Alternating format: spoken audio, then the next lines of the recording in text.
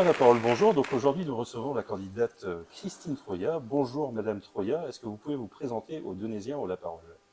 Bonjour à toutes et à tous, je suis Christine Troya, j'ai 60 ans, je suis mariée, j'ai 4 enfants et je suis une mamie comblée. Ma vie professionnelle a été rythmée par l'éducation de mes enfants. J'ai commencé à travailler chez Fifka et Babcock à Denain en tant qu'employée de bureau, ensuite à Fivelil et en tant que secrétaire et traductrice sur plan.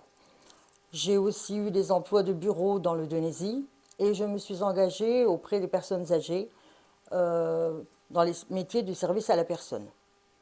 Je me suis investie aussi chez France Alzheimer et là, j'ai accompagné des personnes, des malades, des aidants dans les UHR, dans les EHPAD ou alors à leur domicile. Donc Madame Troya, nous arrivons à la seconde question. Pourquoi être candidate aux élections législatives? Je ne suis pas une professionnelle de la politique, mais je me suis toujours intéressée aux plus fragiles et je suis contre l'injustice sociale. Déjà en 1979, alors que j'étais lycéenne, je manifestais auprès des ouvriers contre la fermeture d'Usinor. Dernièrement, j'ai manifesté contre la taxe TOM dans le Denaisie. Et je me suis dit pourquoi ne pas accepter l'investiture que me présentait donc le CNIP. Parce que j'ai été contactée par le CNIP, le Centre national des indépendants et des artisans, pour une investiture chez Reconquête. J'ai accepté d'emblée et je serai donc accompagnée de Franck Deloge, qui est conseiller municipal de Valenciennes. À l'heure où la folie sociale est ouverte au monde entier, nous apprenons que l'UTPAS va fermer ses portes le 1er septembre 2022. UTPAS, Unité de prévention et d'action sociale. Les familles les plus fragiles, les personnes vulnérables, ne seront plus accompagnées dans la gestion de leur vie quotidienne. Ce sera aussi la mort donc du social, de l'insertion professionnelle et sociale, engendrant des problèmes au niveau de la santé et aussi dans la recherche des logements.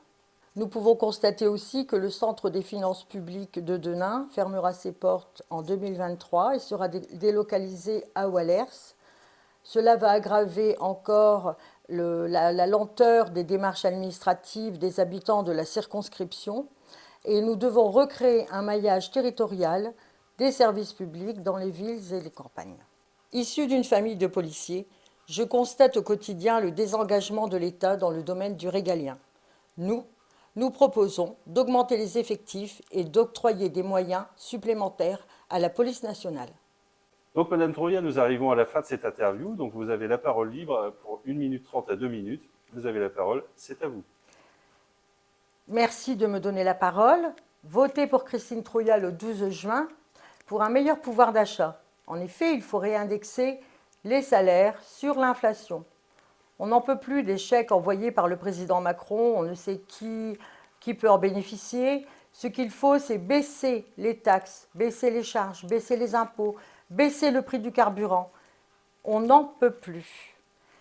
Aussi, votez pour Christine Troya le 12 juin pour la laïcité, la sécurité, les services publics et autant de mesures pour nous rejoindre dans la reconquête de notre territoire pour préparer la France de demain pour nos enfants et nos petits-enfants.